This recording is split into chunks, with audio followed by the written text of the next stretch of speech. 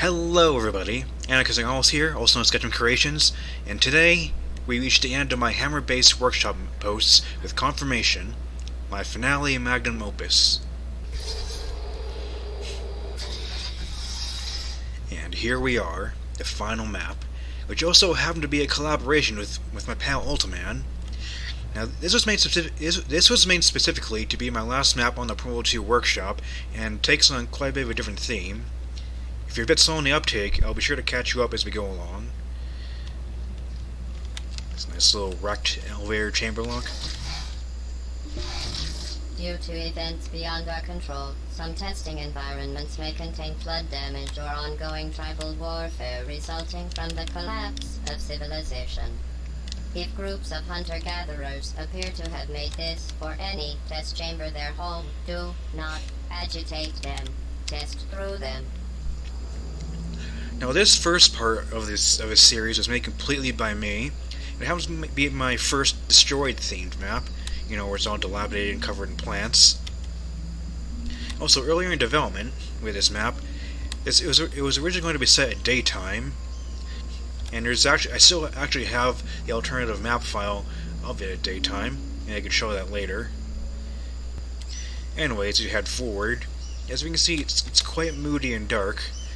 Now, I will admit, that was actually a mistake, an accident on my part, because, you see, I have this light value that I used for a lot of things back in my Pro 2 days, but mistakenly, I now done the light decay value of it as, very low. It was, 3. So that's why it happens to be so dark in this map. But still, some people like the ambience, though, so we'll just go with it. Do know that it was a pure accident, though, that the map's this dark. I would fix it if I could, but, well, at this point, I think I just kind of like how it looks better. Hop over here. Flooded pit. There's some panel stairs coming out. Looks like this pit wasn't always flooded. There's vegetation hanging from the ceiling. So put a portal here. Portal there. A simple little momentum jump. Now put a portal up here and one down here. Good commentary. Now, if you're good at bunny hopping, you can just leap straight across this gap. I'm not good at bunny hopping, so what you're supposed to do instead, put your portals like this, make sure which portal's on the other side, and jump. As long as you catch your feet right there. Hello, turrets. Now, with these turrets right here, in the original published version of this map, none of these turrets had bullets. But after people pointed out an inconsistency with later in the map, the turret in the middle now has bullets. So it's not too hard to get rid of them.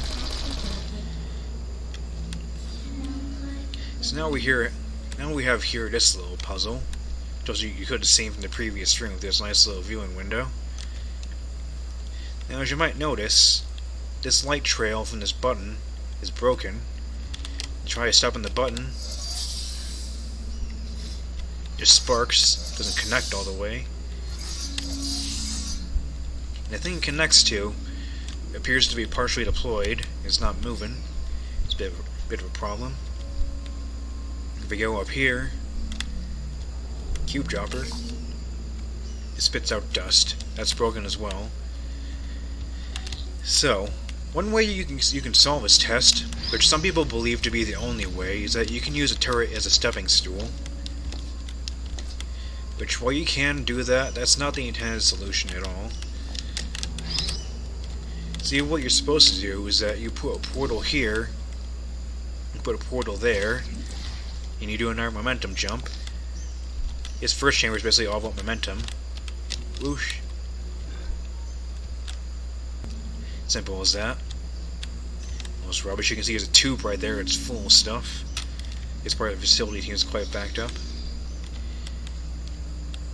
Now, in this little overhead area, you can see that this chamber is numbered 7. There's some doors up there. It's chamber 7 to where our testing courses is. And there's actually a small little detail you can't see out of sight up here. Which, if I teleport up here, there's a random cube button I placed up here for no particular reason. I don't remember why it's here, but it is. You couldn't see it was there from down below. Anyways, Over here, here's a cube we need. We'll just chuck that down there. But before we go down there, though, you might notice over here, this bit of wall is open. Crouch on through. It's a Ratman den. Hello. Got a big mural here with desk. Got a panel. Got a vent which doesn't go anywhere. It's just for decoration, doesn't go anywhere. Got a portal surface. Got his exit door. Chamber 7 exit. Doesn't open though. Over here we got this little window you can look through at the start of the chamber. It's got this light projecting through. Now earlier on in development, the ending of this chamber went quite a different way, because as you can see, we can just jump off this ledge. But how it was previously is that there was a barrier right here, some sort of weird arbitrary barrier that you could toss the cube over it, but you yourself couldn't go through. So what you had to do is you had to come down here, and this part of the wall will be different. Instead of being grading with this trussed up bit of thing in this place, in this spot, there's a stack of crates right here, and there's one single solid panel right here that you can push out of the frame. But also, at one point in development, you can push it with your body, but at another point, it connected to this portal surface right here, where instead you would go through this door, and on the other side, there would be a rocket turret in an office area you would use to blow that bit of wall open, or maybe the rubble up there. You exit through here, but in the end that ended up not happening because it was a bit convoluted. It's like you don't need to go to the BTS to progress right here. So instead it's just a nice little Ratman Den Easter egg. I like how this bit of wall looks. You can see all the framing. Let me just go back to the other side for a second just to appreciate it. Isn't that nice? Also a ladder here you use to climb up. It's on top of some stacked up panels. As you know, different ways of locomotion. Just come down here, put a cube on the button. Congratulations. This pre-recorded congratulations assumes you have mastered the principles of portal momentum. In the event that the Enrichment Center is currently being bombarded with fireballs, meteorites, or other objects from space, please avoid unsheltered testing areas wherever a lack of shelter from space debris does not appear to be a deliberate part of the test. Now, laser chamber. Now, right back here, here's now one of these exit doors you can't go through. Continuity. And right here, there's this little arrow and X to reminder that you can crouch in Portal 2. Because crouching is something that's not used a whole lot in this game. It was used more in Portal 1 because it was based more off the Half-Life's engine. In Portal 2's version of Source, things are a bit different. The crouch isn't used as much. You may need to see that one Easter egg in the main campaign. Got our blocked up tube. See it up close this time. Hello. Look at all that junk. Got a portal here. Now right here, you see there's these 3 mirror cubes right here, and there's a dropper that's just open. Now what's supposed to happen here is that, like that one chamber in Portal 1, this one dropper errored and dropped more cubes than it should have, so it dropped out of 3 cubes. The thing of seeing with multiple people is that you're able to solve this test right here with any number of these 3 cubes. You can solve it with 1 cube, 2 cube, or 3 cubes. Or you can solve it with any number of the cubes. And I've seen some people overthink it. It's like it's just a little thing, you know. The dropper spat out too many cubes because it's broken. Still, you can use a little bit of a thought experiment on how many cubes you used when you went to this part of the map, this chamber. I'll take 1 though. Also, hello companion cube. It's hiding up there.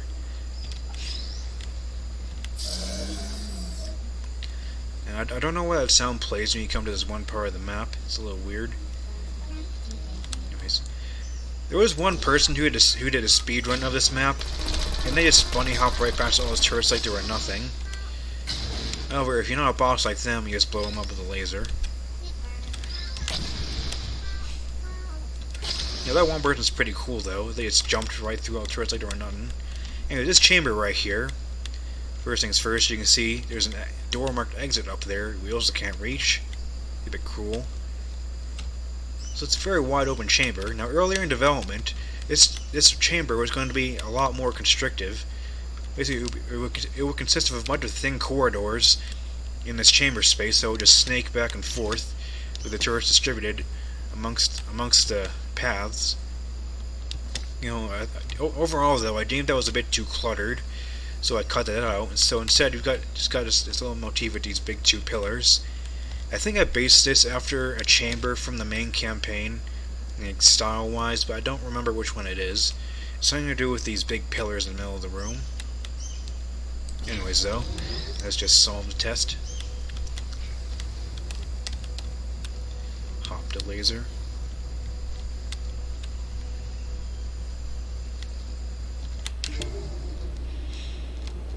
Now you might have noticed right there that the sound completely stopped when I walked through that fizzler. Because of technical limitations, I had to make it so sound stop when you go through the fizzler so the map doesn't overload. The thing is though, that triggers even if you toss one of those extra mirror cubes through the fizzler, so sometimes you make it look a little weird. So we can't go to the next chamber, can't go to chamber 9 because its panels open, it's blocking our way. Going here though, we can reach this exit door, 09 exit. Here we got core input. We need a core open this door, but there's nobody here. And over here is some more Ratman art, some beans and water. Just head this way. Now we're in this area, this nice little BTS area. The first thing to note is this door over here marked exit. It's one of those big valve doors, but the valve is on the door, just right there within our reach. Could this be the exit? Could this be our final freedom escape?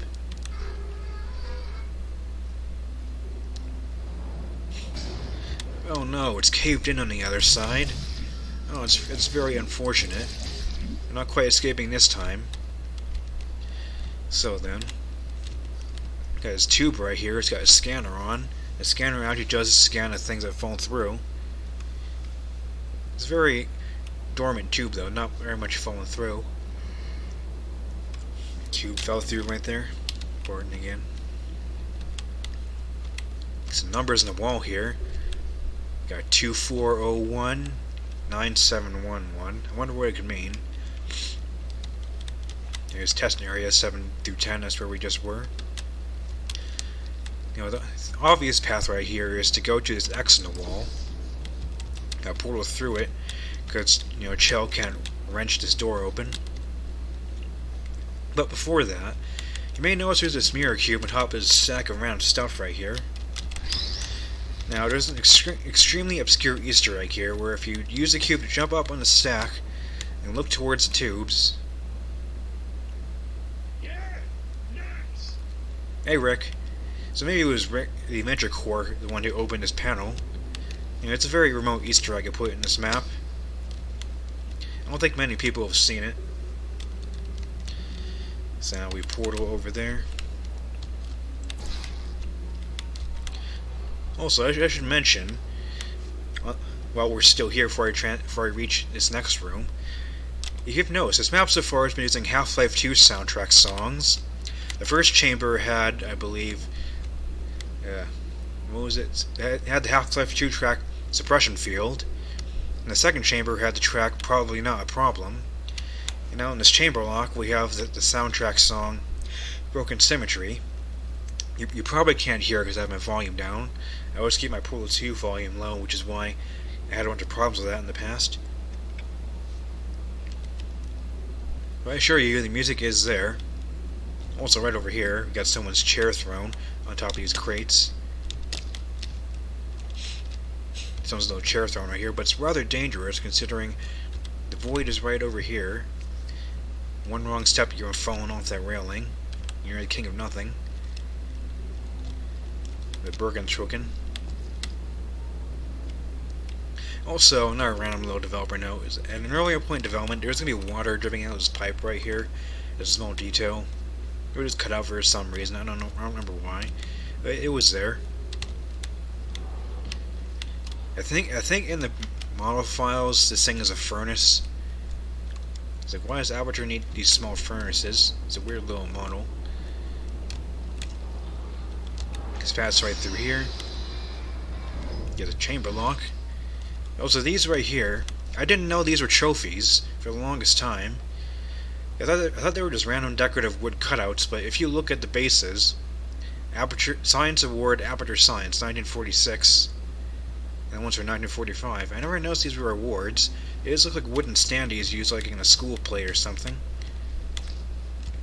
Another fun fact, in the early builds of this map before this connection was built, when you reach this end room, you just hear a voice line from J.K. Simmons from playing Ford in Gravity Falls saying a thing, because I didn't have the end Chamberlock designed yet.